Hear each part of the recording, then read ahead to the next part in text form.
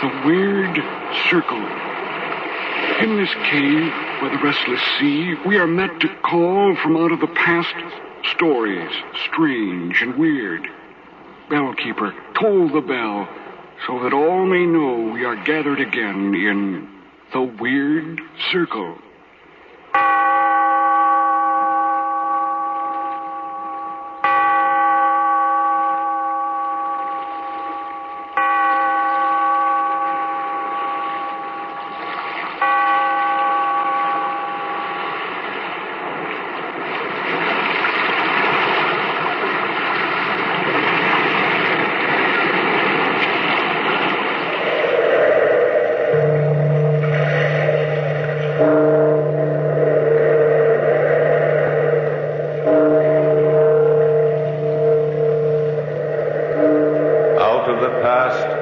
Phantoms of a world gone by speak again the immortal tale.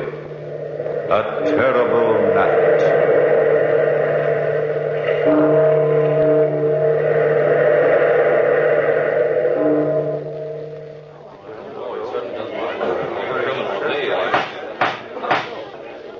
Silence in the court. Next witness, please. If Your Honor, please. The next witness is Charles Castar, the defendant in this case. Will Mr. Castar please take the stand? Silence in the court. Place your left hand on the Bible. Do you swear to tell the truth, the whole truth, and nothing but the truth? I do. Suppose, Mr. Castar, you tell this court your story in your own words. From the very beginning? Don't be afraid. From the very beginning. Well, I don't know where to start, to be honest. I feel like a man that's drowning. I guess it started the night my wife, Bertha, and her brother, Dick Linton, were helping me to pack my suitcase. Dick and I were preparing to go on a hunting trip in Canada, in the northwest section, when... And don't forget to put the compass in, Charlie. A hunting man needs a compass, you know. Sure he does. Keeps him from getting lost. See how bright my wife is, Dick? She knows all the answers. Oh, I didn't mean it that way. I know, Bertha, I know. It's just that when a gal's brother and husband go gallivanting off on a hunting trip to the North Woods, the gal wants to know they're coming back safe. Now, you worry about Charles, Bertha. You know me. I never get lost. You remember the camping trips we used to take when we were kids? You were a Boy Scout then, Dick. He's no Boy Scout now. Hey. Well, let's see, darling. Have I got everything packed in here? Yes, dear, everything. Woolen underwear? You're a lucky man to have a wife gun like my sister, cartridges? Charles. For both guns? Mm-hmm. The cartridges for the hunting gun are in the rear pocket of this suitcase. Uh-huh. And for the .38, they're in your holster. Oh, good girl. Where's your suitcase, Dick? Oh, it's checked at the station. Hey, what time is it? Well, it's almost 10 p.m. Oh, we better be going along, darling. I like to catch my trains with ease. I'll help you close the suitcase, Charles. The best suitcase sitter-runner in the world. Yeah, I see what you mean. Yeah, there, that does it. You can get off now. Have a nice trip, both of you. Bring back at least 24 deer. Oh, at least, sis. Bye, honey. Bye. Oh, don't forget your muffler, darling. It's in the closet downstairs. And please be careful. When little boys play with guns, well, you know how dangerous guns can be. So, we left, Dick and I. We took the express to Montreal and then traveled by train west of the Hudson Bay to the Northwest Territory, specifically to a small town known as Fort Ray. What equipment we hadn't already purchased, we purchased there. Mostly food provisions and plenty of coffee. Then, on the morning of September 3rd, Dick and I started out, on foot. It was a clear, brisk morning, and the air was alive with sounds. Birds chirping, the constant crunch of leaves underfoot. We were both in high spirits, as Dick said. Oh, this is the life, old boy. This is what a man needs. To get away from civilization and breathe again. Yeah, back to nature. Mm-hmm. Back to nature's right. You know, there's something the matter with modern civilization. You get all jogged up inside. Begin to think all sorts of strange things. Strange, Dick? In what way? Oh, morbid thoughts. Hating yourself, hating everybody else, hating the world. You know, that's bad for a writer. His work becomes bitter, and he pours the gall out in words. Paints the world he sees in gray overtones. You mean like that last story you sold? Yeah. It was a depressing story, but that was my mood. Both you and Bertha have morbid emotional streaks. Well, Sis and I are very much alike in many ways. Huh. funny, my marrying Bertha? What's so funny about it? You know, I engineered it. You did? Why? Well, Bertha and I have always been pretty close, you know. Much closer than ordinary brother and sister. I didn't want to see her marry some clerk. Well, thanks, Dick. You be my roommate at college. I got to know you pretty well. Yeah, Sis and I have the same likes and dislikes, and I just knew you were right for her. You mean to tell me I didn't have anything at all to say about it? Sort of. Sort of. Well, Bertha's beauty, her chemistry, if you like, and youth took care of the rest. You sound like an old man airing philosophy. I told you, I've been civilized too long. You've been a bachelor too long. I think I'll dig up a nice young girl for you. Marriage is a sensation, Dick. Well worth a try. Well, I don't quite like the idea of digging up a girl for me. Sounds like she's been buried already. Here, we turn this way. To the north now. Are you sure? Of course I'm sure. I know these north woods like a... Like a book. Yes, like a book. You'll never get lost with me. We'll be at the next fort by 6 this evening. I still think we ought to have taken a guide along. Oh, nonsense. There's nothing to worry about. Nothing to worry about at all. Just stick to Dick Linton and you can't go wrong. Nothing to worry about. That's the way writers are. So sure of themselves. Except they ought to stick to paper and pencil, not to their memories of North Woods. At 6 o'clock in the evening, there wasn't a fort in sight. And by 10 o'clock that night, even die-hard Dick had to admit. Well, we're lost. No. Yeah, we're lost. I'm sorry, Charles. Well, you're being pretty monosyllabic about the whole thing. Normal under the circumstances. Hey, that wasn't the wind, was it, Dick? No, wolves. Wolves? Not afraid of them, are you? Oh, no, I love them. Especially at night when I'm cold and hungry. And they are, too. Well, we'll have to sleep in the trees. You'll have to sleep in the trees. I wasn't built that way. You can't sleep on the ground. You'll never live through the night if you... I'm not sleeping on the ground, Dick. I'm walking until we find someplace. Well, we might not find the fort till tomorrow morning. Or tomorrow evening, but whenever it is, I'm going to find it as soon as possible. Even sooner than that, if that keeps up. You coming with me? Sure, I'm with you. Oh, boy, I'm hungry. Oh, say, wouldn't a nice, thick, luscious steak taste good? You know, one of the charcoal broiled variety, dripping with butter and fried onions. Oh, stop it. Or one of Bertha's lamb stews with mashed potatoes and rich tomato gravy. If you want to die, just keep on talking. Just the thought of food, and I'm a murdering maniac. Oh, how about a real English roast beef with Yorkshire pudding? Oh, you're asking for it. I wonder just how hungry that wolf is. Maybe he won't mind if his meat isn't cooked, huh? I'm sure he won't. They're carnivori, which means in Latin carnivorous, or man-eaters. Hey, Charlie. Huh? Look, straight ahead of you. Isn't that a light over there? Well, yeah, I think so. Hey, maybe it's the fort. No, it's not the fort here. We're miles off the beaten track. Well, what is it then? I don't know. Looks like a cabin from here. I'm not particular. Let's find out. Fine, I'll lead the way. Oh, no. You've led the way so far, but this time, Dick, my boy, I'm leading. Follow Charlie and see some food. Food? Food. Whoever lives there must eat. Maybe it's not steak, but it's something.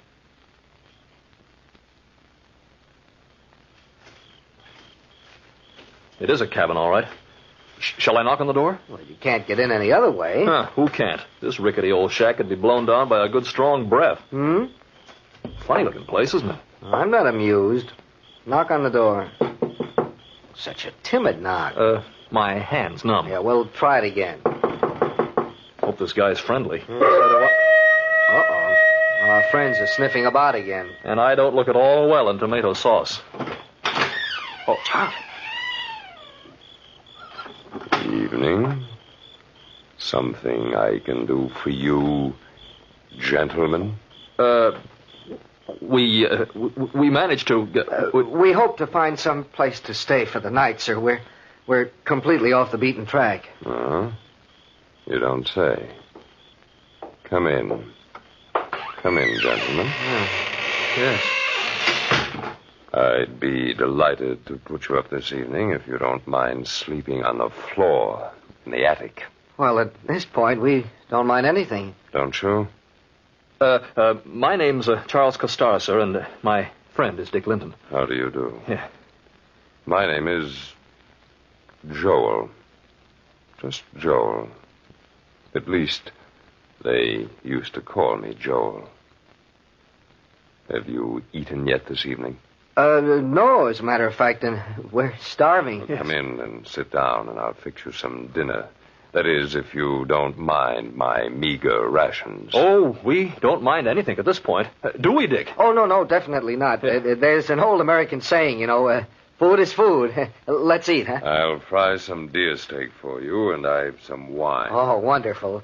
Tell me, Mr. Joel, do you live here all alone? Unfortunately, yes. You see, I'm an outcast from your society. Let a man be different, and then automatically he becomes an outcast. Yeah, there's something in what you say. Let him look a little different, or think a little different, or speak a little different. And he becomes a marked man. The individual is not allowed the privilege of individuality. Mankind doesn't permit it. Oh, I don't think so, really. Don't you? I'll just set the table, and you can sit down over here and eat. Come along, Charles. I can prove my point. Now, look at me. I'm different.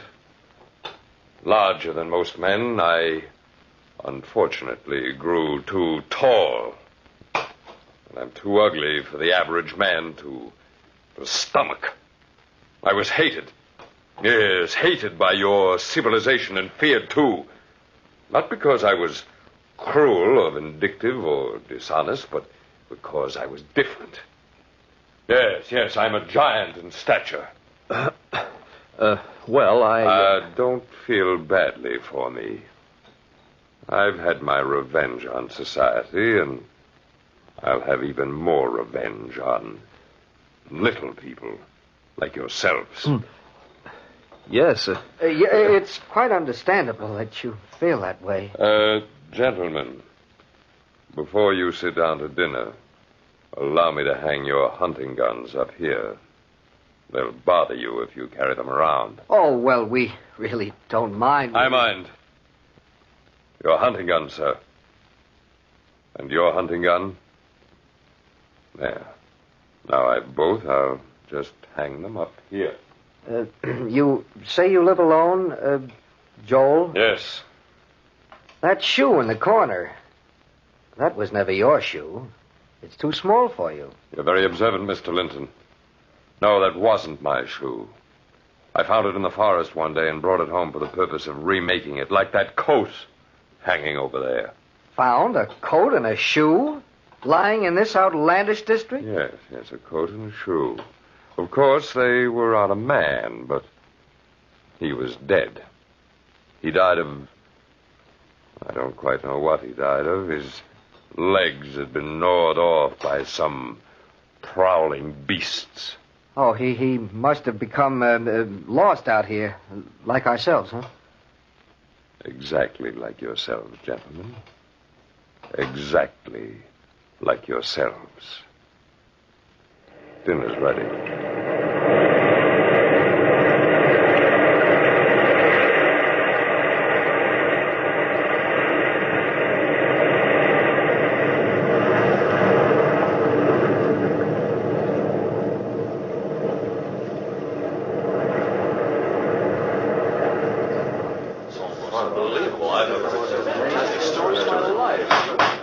Silence in the court. Silence in the court. Go ahead with your testimony, Mr. Costar. Well, you can see what a spot Dick and I were in. We didn't trust that man for a second. Believe me, he was... Well, darn it anyway, the man was unbalanced. It was well after we finished eating dinner that Joel lit a good, warm, roaring fire in the fireplace, and then... Well, gentlemen, it's time to retire. I'm sleepy, and I'm sure you two are. Yes, very sleepy. Mind if we take our guns upstairs? I'd like to clean them. You won't need them this evening. You can clean them in the morning. Come along, please. Come on, Charlie. Yeah, I'm right behind you, Dick. Be careful of this stepladder. It's rickety, to say the least. So I notice, yeah. I'll go first and get the blankets out. Yes, fortunately, I have 2 blankets up here, although they're musty enough. Oh, don't worry about us. All right. Come up now. Right away. I'd feel a lot better if I had those hunting guns. I don't blame you. You can see for yourself, Mr. Linton, that this attic is not accustomed to guests. musty, and the spiders are troublesome to strangers. Spiders? They are my friends, my only friends. They say he who shares a roof with you automatically becomes your friend. They have shared this roof with me for many years. Good night, gentlemen. Sleep well. Oh, good night. Great Scott, what kind of a mess have we gotten ourselves into? I don't know. He's got a cog loose in his mind somewhere, that's certain. Very certain. What'll we do? I'll tell you. One sleeps and the other stands guard. That won't do us any good, Dick. He's 10 times our size, and besides, we're unarmed. I've got your 38 in my pocket. You forget about it, huh? Yeah, I did. Look, through these boards in the attic. You can watch Joel very easily.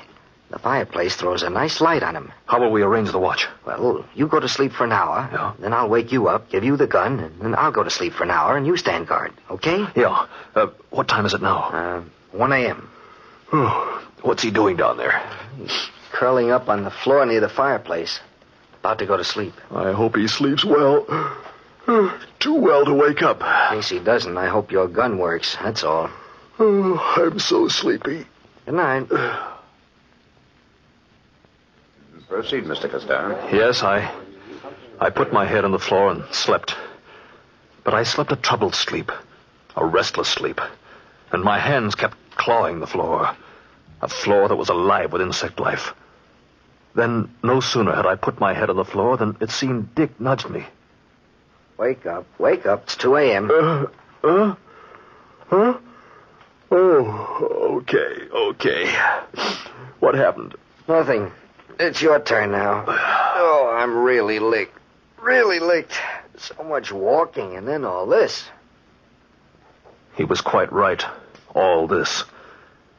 He lay down on the floor, and soon he was sound asleep. Sleeping like he was drugged. Poor Dick was all in. I sat upright, concentrating on sitting upright, to keep my eyes from closing. I was so tired, and my blood ran cold as I kept my eyes glued to the still figure which lay beneath us. The hut was so quiet that my wristwatch sounded like the beating of tom-toms in that silence. Tick, tick, tick, beating off the seconds, perhaps slicing off the seconds left of our lives. And I waited and watched. Then suddenly the huge figure beneath me stretched his huge form in front of the fireplace and yawned. His large, expressionless eyes sought mine through the planks of the floor, and I thought for a moment he saw me sitting there. Perhaps my crouched figure in the attic somehow threw a shadow down on the floor of the hut below. Then he arose, cat-like. That huge form arose gracefully and quietly. He eased himself up and walked to the door, as if listening for someone or something. Then, just as quietly, he opened the door and... Yes? Yes, come back shortly. He said, come back shortly. Who was he talking to? And what was he talking about? Come back. Come back to murder us. He shut the door just as gently as he opened it. And then returning to the place before the fire, he again curled up near the warmth of the blaze. I glanced down at my watch. It was 3 o'clock. I nudged Dick, gently at first, and then harder. Dick, your turn. Dick, wake up. Oh, we're up so soon. Yes. Here's the gun. Okay, I'm awake. Anything happened? Listen, he's got an accomplice. What? Somebody was standing outside the door a while back. He told him to come back shortly. That explains the small shoe, maybe. Maybe. Oh, I'm so tired, I don't think I can sleep. I don't think I can sleep. You'll sleep. Just relax. I don't think so. Really,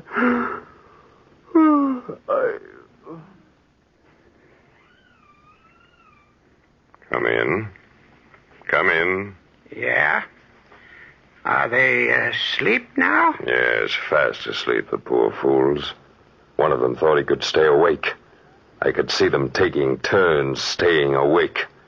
But I put enough dope in their wine to knock them out completely. Have they much money with them? Who knows? But whatever they have, we need. Here.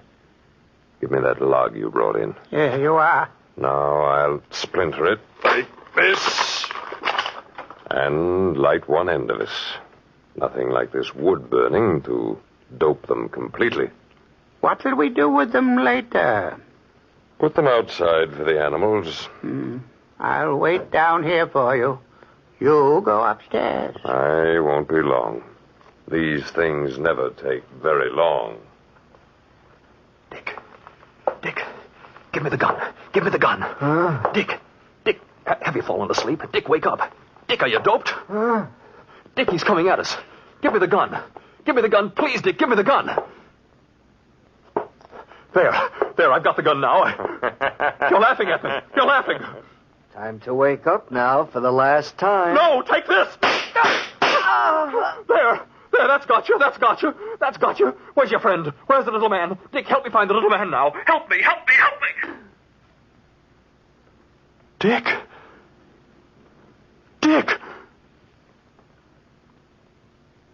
I was stunned. Completely stunned. The room looked strange to me. The smoking gun in my hand looked strange to me.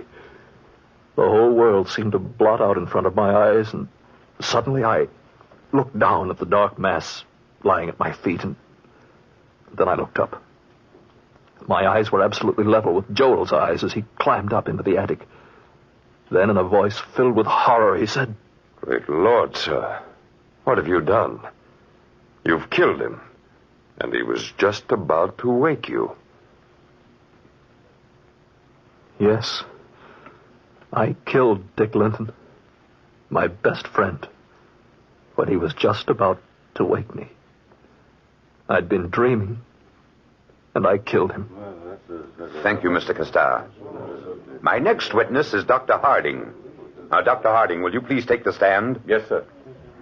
Place your left hand on the Bible. Do you swear to tell the truth, the whole truth, and nothing but the truth? I do. You heard the testimony of the defendant, Dr. Harding. I did, sir.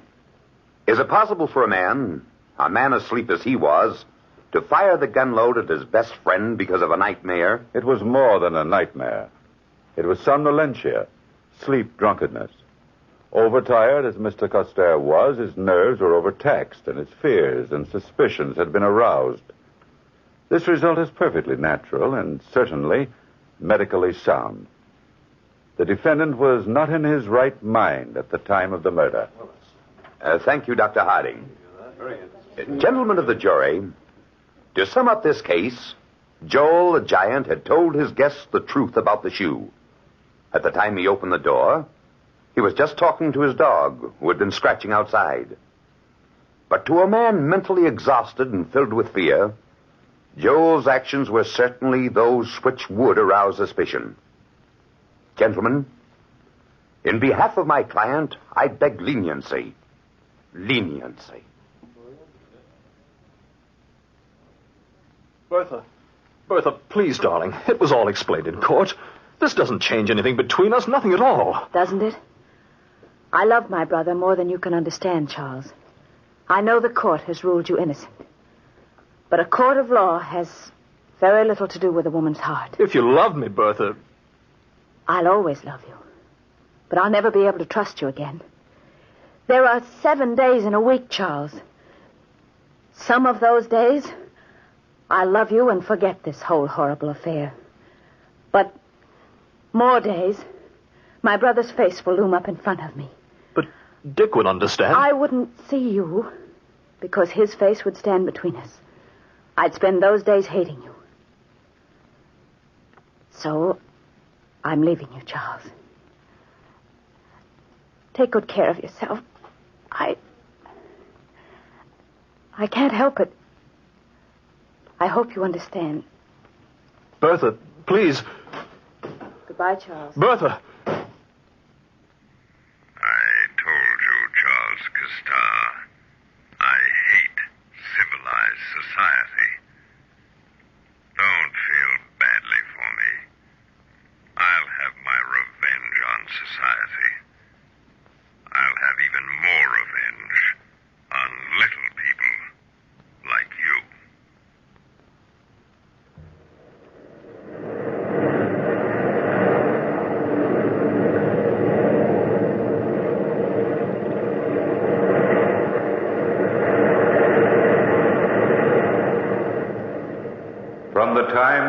pages of the past, we have brought to you the story, A Terrible Night. Bellkeeper, toll the bell.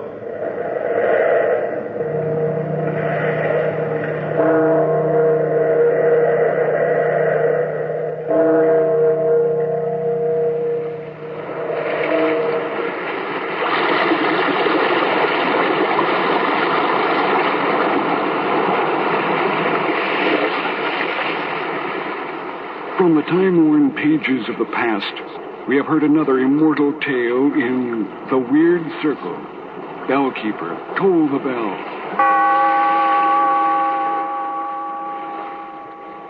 Be here in this lonely cave by the restless sea once again next time for another immortal tale in The Weird Circle.